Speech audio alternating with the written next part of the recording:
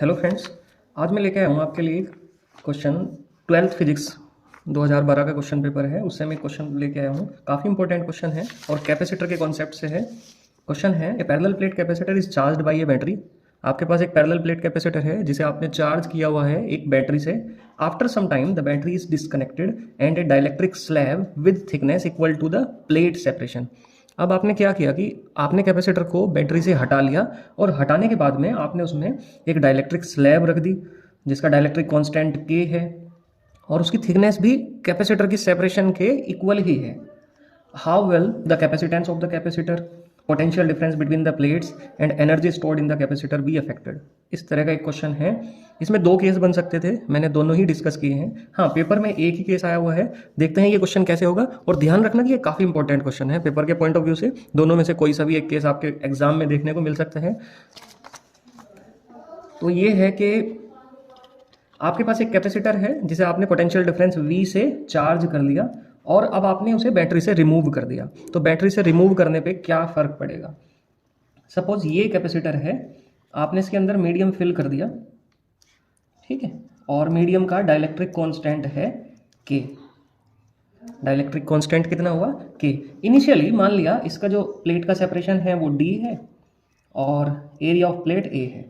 तो पहले पॉइंट में तो हम समझेंगे कि इसकी कैपेसिटेंस पे क्या फर्क पड़ेगा। कैपेसिटेंस पे क्या फर्क पड़ेगा। तो अर्लियर इसकी कैपेसिटेंस जो थी वो थी C is equal to epsilon naught into A upon D। ये कैपेसिटेंस थी।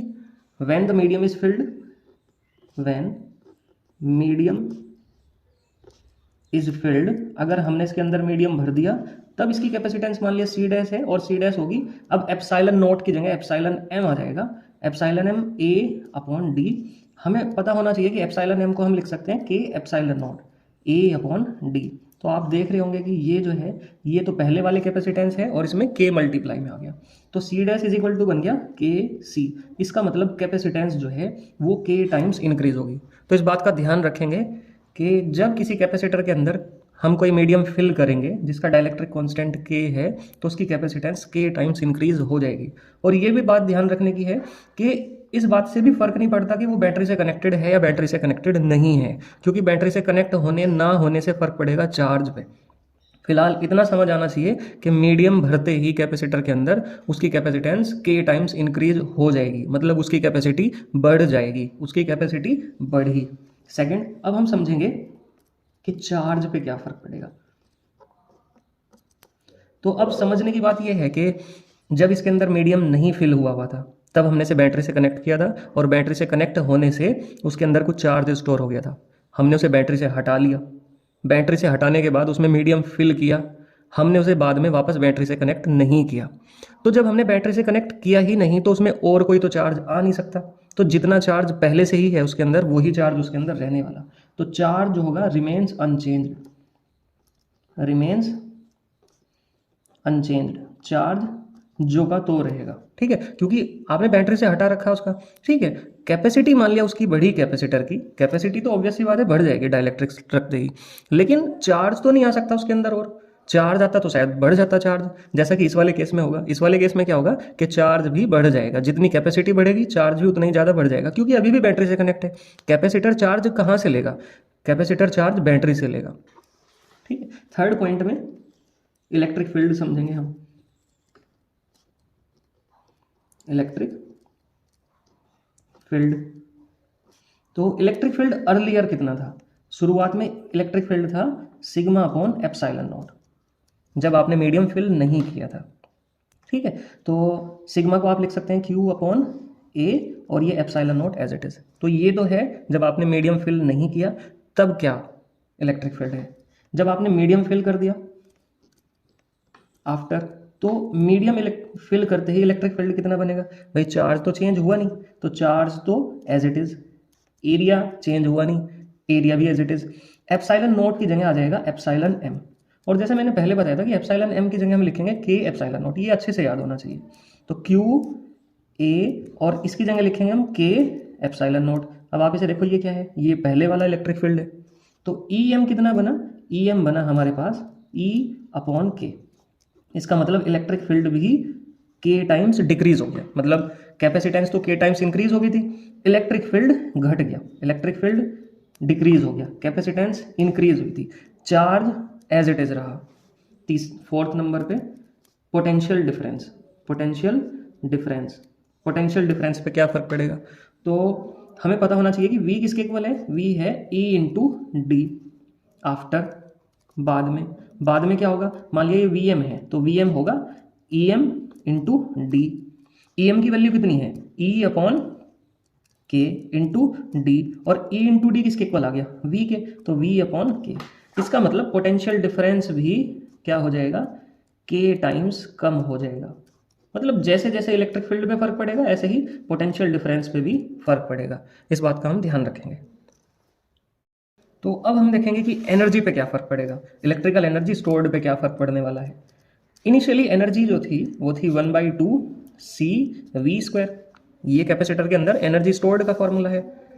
Now when dielectrics is filled, dielectric is filled, जब आपने डाइलेक्ट्रिक भर दी तब मान लिया उसकी जो एनर्जी है वो U डैश बन गई, तो U dash is equal to 1/2, capacitance के लिए आप लिखेंगे C डैश और पोटेंशियल डिफरेंस के लिए लिखेंगे V डैश और उसका स्क्वायर, तो 1/2। कैपेसिटेंस पे क्या फर्क पड़ा, जैसे ही आपने मीडियम भरा तो कैपेसिटेंस तो K टाइम्स बन गई KC, और पोटेंशियल डिफरेंस कितना बना, पोटेंशियल डिफरेंस घट गया था, डिक्रीज हो गया था। आप देखेंगे कि पोटेंशियल डिफरेंस जो है V/K बन गया था, तो आप इसे लिखेंगे V/K का स्क्वायर, तो ये बना 1/2 KC into V² upon K², K से एक पावर कट जाएगी और बचेगा क्या, बचेगा 1/2 CV² और अपॉन में K। आप इस वाली टर्म को देखो, ये क्या है, ये मीडियम फिल करने से पहले जो एनर्जी थी वो है, तो U dash is equal to U upon K, इसका मतलब एनर्जी भी घट गई। ठीक है, तो ध्यान रखेंगे कि जब आपने बैटरी से हटा लिया कैपेसिटर को, मतलब आपने कैपेसिटर को एक बार चार्ज करा और चार्ज करने के बाद में आपने उसे बैटरी से रिमूव कर लिया, और रिमूव करने के बाद में आपने उस कैपेसिटर के अंदर मीडियम फिल करा, तो फिल करने पे होगा क्या, उसकी कैपेसिटेंस तो बढ़ेगी, K टाइम्स हो जाएगी, चार्ज पे कोई फर्क नहीं पड़ने वाला, electric field K times decrease हो जाएगा, पोटेंशियल डिफरेंस भी K टाइम्स डिक्रीज हो जाएगा, और एनर्जी भी डिक्रीज हो जाएगी। मैं इसका एक डायग्राम बनाऊंगा बाद में, उसमें हम समझेंगे कि हटाने के बाद में और अगर कनेक्टेड रहा तो एक टेबल में ही मैं उसे डिस्क्राइब कर दूंगा कि क्या क्या फर्क पड़ने वाला, लेकिन अगर आपको दिखाना हो कि कैसे ये फर्क पड़ा, आप इसे इस तरह से दिखा सकते हैं। अब बात आई, अगर आपने वो कैपेसिटर जो है बैटरी से नहीं हटाया तो क्या फर्क पड़ेगा, उसे बैटरी से लगा रहने दिया तो कैपेसिटेंस का तो ऐसे ही रहेगा जो का तू, क्योंकि कैपेसिटेंस तो फर्क भी नहीं पड़ता बैटरी से भाई, C is equal to epsilon naught into A upon D, और C डैश बन गया K epsilon naught A upon D. जब आपने मीडियम फिल कर दिया, मीडियम फिल करा तो फिर एप्सिलॉन नॉट तो आप लिख नहीं सकते, क्या लिखेंगे, एप्सिलॉन M, और एप्सिलॉन M होगा एप्सिलॉन नॉट इंटू A के इक्वल, इस बात का ध्यान रखेंगे। तो ये बन जाएगा KC। इसका मतलब कैपेसिटेंस तो चाहे बैटरी से कनेक्टेड हो कैपेसिटर या ना कनेक्टेड हो, मीडियम भरते ही कैपेसिटेंस तो इंक्रीज हो जानी है K टाइम्स। ठीक, सेकंड पॉइंट में है चार्ज। अब चार्ज को समझेंगे, सिंपल सी बात है, कैपेसिटर है वो बैटरी से कनेक्ट है, कैपेसिटर बैटरी से चार्ज लेगा, उसे स्टोर करेगा, अगर आपने कैपेसिटर की कैपेसिटी को बढ़ा दिया तो वो और ज़्यादा चार्ज स्टोर कर लेगा, और क्योंकि वो बैटरी से कनेक्टेड है तो इसका मतलब और ज़्यादा चार्ज वो स्टोर करेगा, मतलब कैपेसिटेंस चार्ज जो है वो इंक्रीज हो जाएगा K टाइम्स कैपेसिटी के हिसाब से। ठीक है, जैसे जैसे कैपेसिटी बढ़ेगी ऐसे ऐसे ही वो ज़्यादा चार्ज स्टोर करेगा, लेकिन स्टोर करने के लिए ज़रूरी है कि उसे कनेक्टेड रहना चाहिए बैटरी से, अगर कनेक्टेड नहीं है तो फिर चार्ज पे कोई फर्क नहीं पड़ने का, जितना चार्ज उसने स्टोर करा उतना ही चार्ज रहेगा। तीसरा इलेक्ट्रिक फील्ड, इलेक्ट्रिक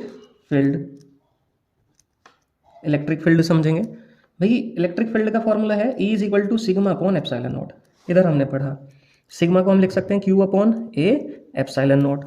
ठीक है, when medium field, when medium या डाइलेक्ट्रिक्स जो भी बोलेंगे इज फील्ड, अगर आपने उसे भर दिया तो इलेक्ट्रिक फील्ड मान लिया EM बन गया, चार्ज कितना है, चार्ज हमने लिख लिया Q dash A epsilon M, Q dash की जगह क्या आएगा KQ, क्योंकि चार्ज भी तो इंक्रीज हो गया, कैपेसिटी बढ़ी तो चार्ज उसने ज़्यादा स्टोर करा, A और एप्सिलॉन M की जगह क्या लिखेंगे K एप्सिलॉन नॉट, तो K से K कटा और EM कितना बना, EM बना Q upon A epsilon not, मतलब जो पहले था इलेक्ट्रिक फील्ड वो ही बना, तो इसका मतलब इलेक्ट्रिक फील्ड जो है वो रिमेन्स अनचेंज्ड, रिमेन्स अनचेंज्ड।